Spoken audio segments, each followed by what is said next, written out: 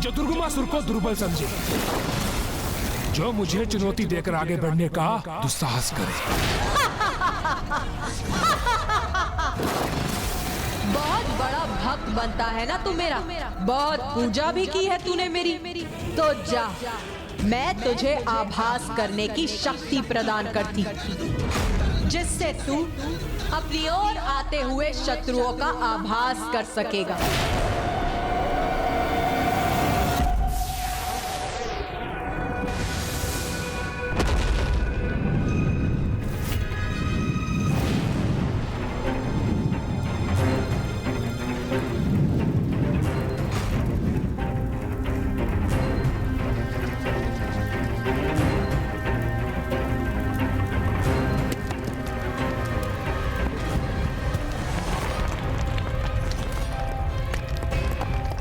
अरे ये क्या, सदा अपने स्थान पर स्थिर रहने वाला ये पर्वत अचानक गतिशील कैसे हो गया? दुर्बल अशक्त दुर्गमासुर, असुर राज का सिंहासन अब शोभा नहीं देता तुझे, क्योंकि तू उसके योग्य नहीं रहा। असुरों के सिंहासन पर अब यदि किसी का अधिकार है तो मेरा है। अरुणासुर का अधिकार है उस पर। अरुणासुर?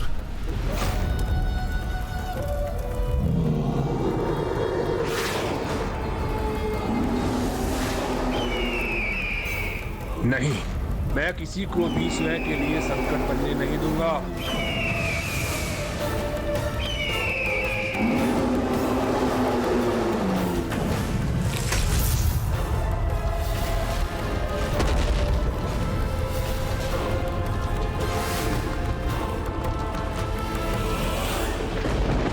क्या हुआ पुत्र गणेश? कोई चिंता सता रही है तुम्हें? माता काल रात्रि का ये विश्वास है कि उस दुष्ट महापापी दुर्गमासुर को पल भर के लिए भी जीवित छोड़ना बहुत बड़ी भूल होगी। उनका ये विश्वास उचित नहीं प्रतीत होता आपको? पुत्र गणेश, देवी कालरात्रि का विश्वास उनके स्थान पर उचित है, किंतु दुर्गमासुर जैसे महापापियों के पापों का भार उसके साथ अन्य महापापियों के विनाश का द्वार भी खोलेगा।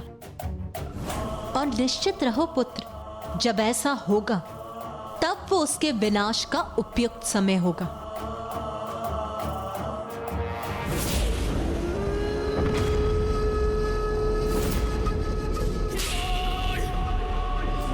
पाषाणकाय!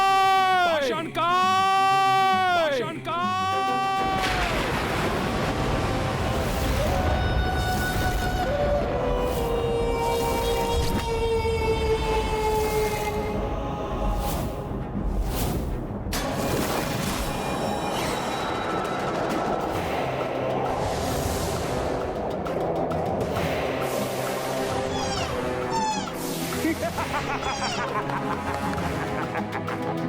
पाषाणकाय! पाषाणकाय!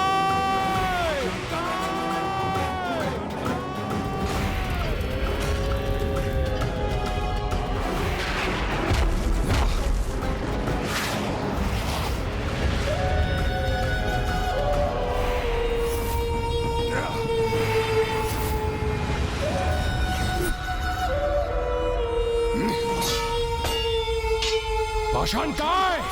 ये कैसा दुस्साहस है तुम्हारा? क्या इस प्रकार प्रस्तुत होते अपने महाराज के समक्ष?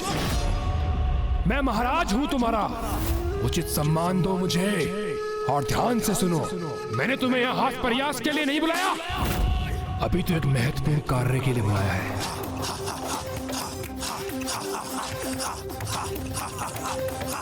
जाओ, यथाशीघ्र जाकर यहाँ की सुरक्षा का दायित्व संभालो।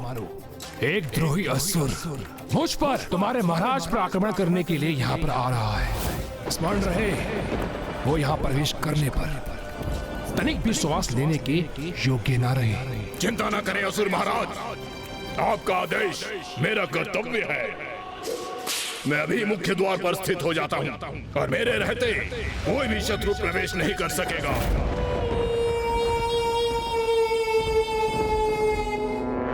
रुको, उचित है, किंतु सावधान रहना। वो कोई साधारण असुर नहीं है। स्वयं को अन्य की दृष्टि से छुपाने के लिए वो अपना रंग रूप आकार परिवर्तित करता है और उन्हें अपने वातावरण के अनुरूप ढालकर उसमें ऐसा घुल जाता है कि कोई भी उसे देख नहीं सकता। इसलिए सचेत रहना, कहीं वो तुम्हारी दृष्टि से ओझल ना हो जाए। यदि उसने ऐसा साहस किया तो मैं उसका अंत करूंगा।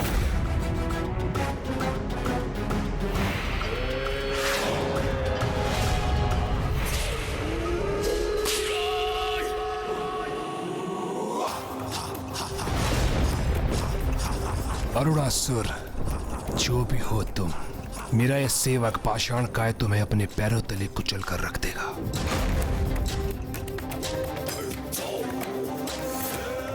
देखा माता, मैंने कितनी सरलता से भीतरी शत्रु को कुचलने का मार्ग ढूंढ लिया।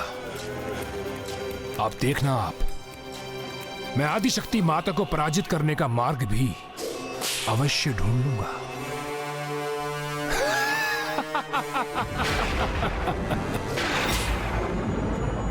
माँ, प्रतीत होता है आपको जिस समय की प्रतीक्षा थी वो समय आ चुका है।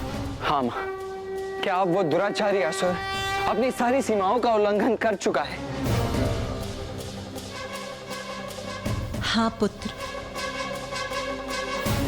जब दुर्गमासुर ने अपने प्राणों को दांव पर लगाने का हठ कर ही लिया है, तो फिर उसकी ये इच्छा पूर्ण करना एक माँ का कर्तव्य है।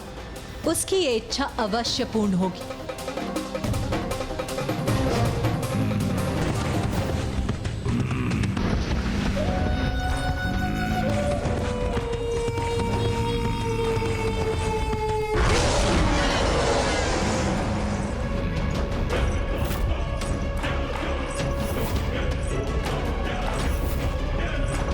शत्रु जो कोई भी हो, जो दिखाई दे अथवा नहीं, किंतु अंदर तो तभी जा सकेगा जब वो मुझे डिगा सकेगा।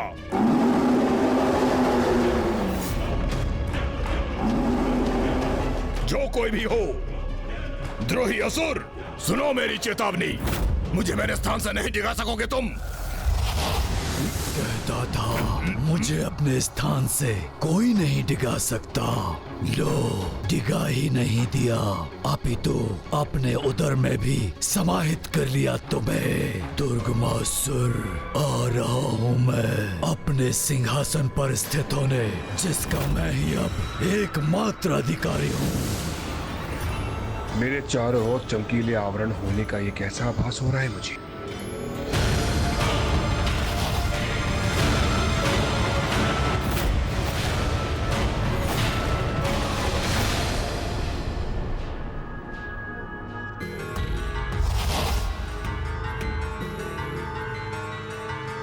ये कैसा दृश्य है? ये सत्य है अथवा मेरा भ्रम?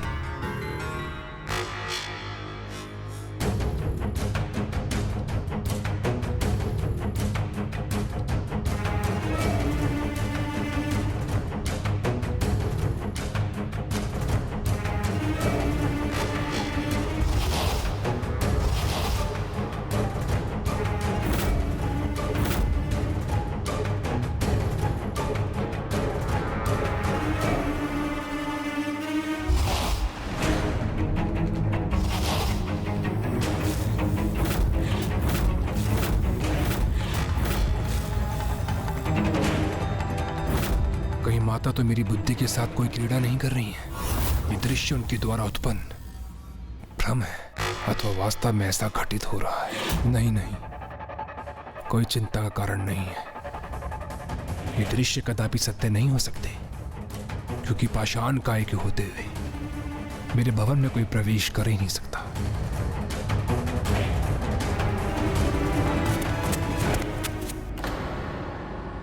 ये किसकी पश्चात की ध्वनि है?